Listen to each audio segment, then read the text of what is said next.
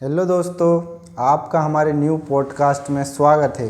आज का हमारा टॉपिक है recent advance in identification of living and death individual, यानी किसी जीवित और मृत व्यक्ति की पहचान करने की आधुनिक विधियों के बारे में चर्चा करेंगे। इस टॉपिक पे चर्चा करने के लिए हमारे साथ जुड़ चुके हैं मेरे मित्र सचिन डोहर। तो इनका शुक्रिया लोकेश, मुझे अपने पॉडकास्ट में बुलाने के लिए। सचिन, जैसे हम जानते हैं कि ये टॉपिक बहुत ही प्रचलित है फोरेंसिक साइंस में, तो जैसे कोई जीवित व्यक्ति है तो उसकी पहचान हम कैसे करते हैं? देखिए लोकेश, आपने बहुत ही बढ़िया प्रश्न पूछा है कि यदि कोई इंसान जीवित है तो उसकी पहचान कैसे करेंगे। देखिए, यदि कोई इंसान नॉर्मल है तो वो खुद ही बता सकता है कि मैं कौन हूँ, कहाँ से आया हूँ। लेकिन कभी कभी क्या होता है ना, कोई अपनी आइडेंटिटी छुपाता है या कोई क्रिमिनल होता है, तो इन केसेस में हमें आइडेंटिफाई करना होता है।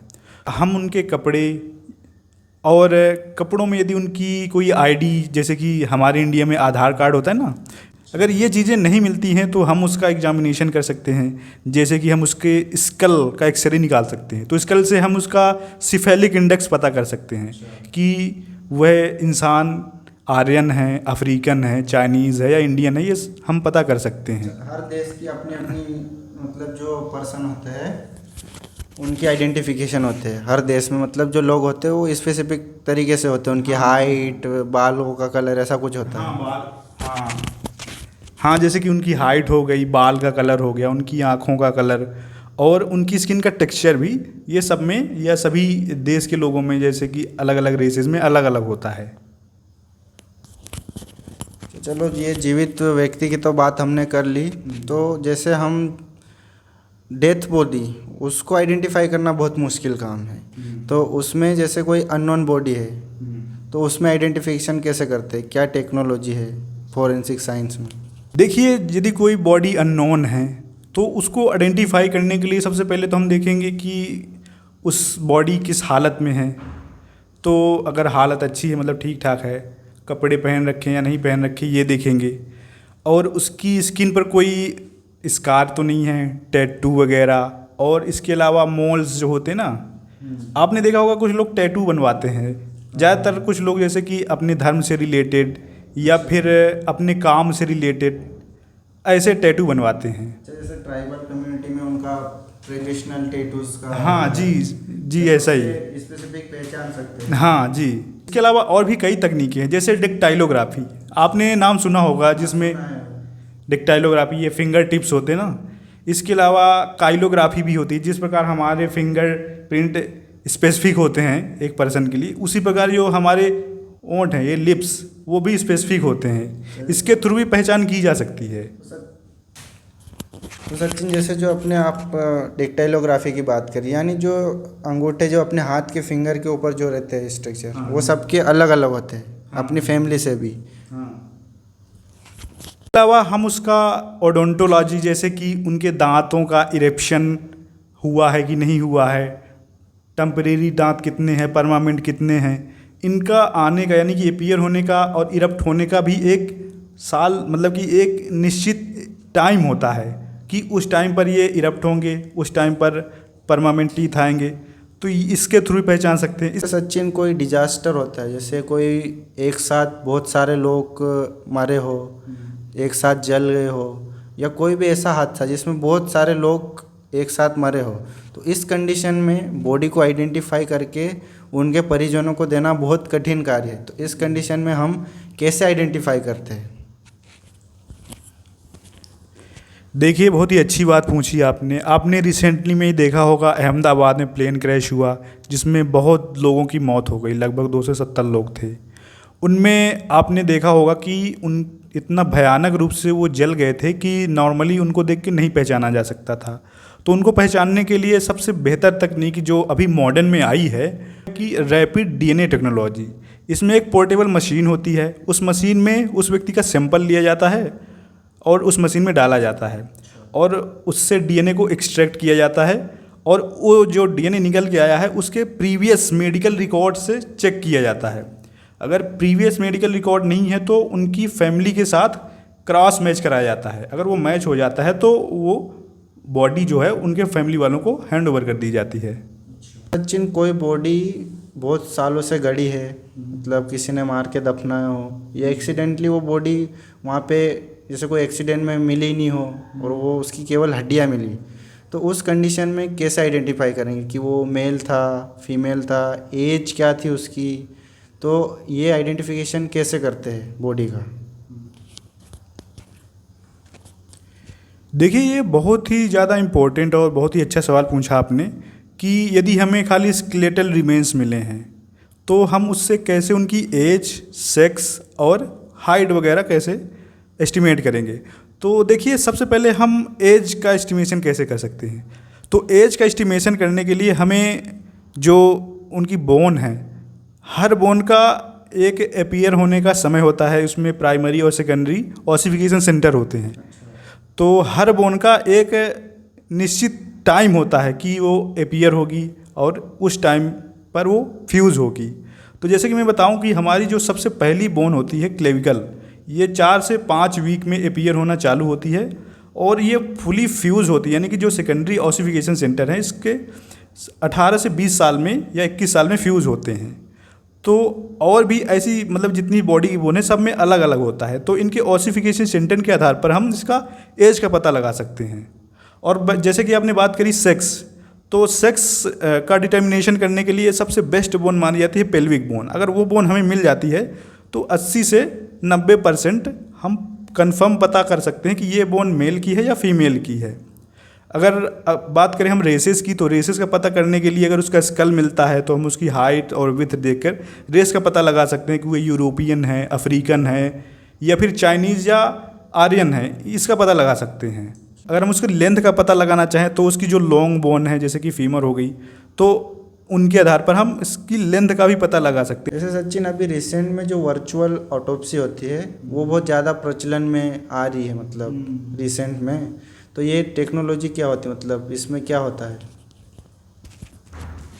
देखिए, कभी कभी क्या होता है कि कुछ लोग होते हैं जो रिचुअल्स को बहुत मानते हैं और वो उनका कहना होता है या मानना होता है कि हमें अपनी बॉडी, जो हमारे परिजन की बॉडी है, उसका हमें पोस्टमार्टम नहीं कराना है।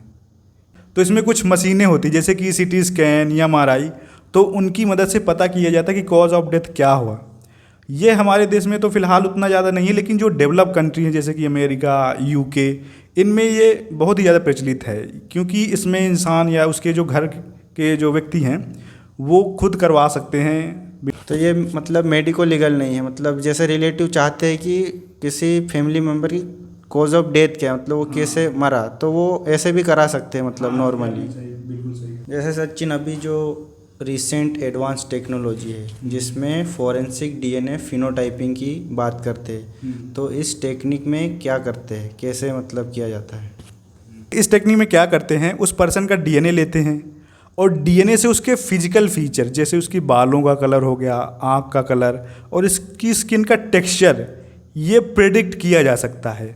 तो इसको यूज कर सकते हैं किसी भी अननोन पर्सन का जिसे हमें आइडेंटिफाई करना, उसका स्केच बनाने के लिए।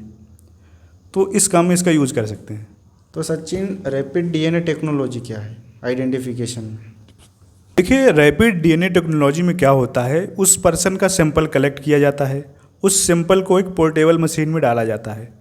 ये पोर्टेबल मशीन लगभग 1.5 से 2 घंटे में, यानी कि लगभग 90 मिनट में उस डीएनए को एक्सट्रैक्ट कर लेती है और उस डीएनए को उस प्रीवियस रिकॉर्ड्स हैं जो उस पर्सन के या फिर उसके फैमिली मेम्बर के साथ क्रॉस मैच कराया जाता है। यह टेक्नोलॉजी उन केसेस में यूज की जाती है जब बहुत से लोगों की एक साथ मृत्यु हो जाती है और उनको पहचानना मुश्किल होता है। जैसे कि मैंने रिसेंटली बताया जो अभी अहमदाबाद में प्लेन क्रैश हुआ, तो इस कंडीशन में यह तकनीकी यूज़ की जाती है। किसी व्यक्ति की चाल ढाल देख के अगर वो कुछ पहचान सकते, उससे चाल ढाल से भी कुछ होता है क्या किसी पर्सन की, या सभी लोगों की चाल एक जैसी नहीं होती है, तो उससे कुछ पहचान की जा सकती है पर्सन की? देखिए, आजकल एआई का ज़माना है, तो एआई के इस ज़माने में एक तकनीकी है जिसमें गेट एनालिसिस किया जाता है, जिसमें किसी पर्सन का, जैसे कि उस पर्सन ने मास्क किया हो या फिर वो पीछे से मतलब वीडियो बनाई गई हो, तो उस वीडियो को उस सस्पेक्टेड पर्सन की वीडियो से मैच करके अगर देखा जाता है, तो अगर वो मैच कर जाती है, बहुत से केसेस में ये एआई इनको पकड़ लेता है। तो ये टेक्नोलॉजी भी यूज की जा सकती है आइडेंटिफिकेशन करने के लिए। तो सचिन हमें बताओ कि जो डिजिटल सुपर इम्पोजिशन क्या होता है। यदि किसी पर्सन के खाली स्केलेटल रिमेन्स मिले हैं, तो हम उसमें से स्केल्स को, जो स्कल होता है, उसको हम स्कैन करेंगे और उसकी जो सस्पेक्टेड पर्सन की है उसको फ़ोटो के साथ हम मैच करेंगे।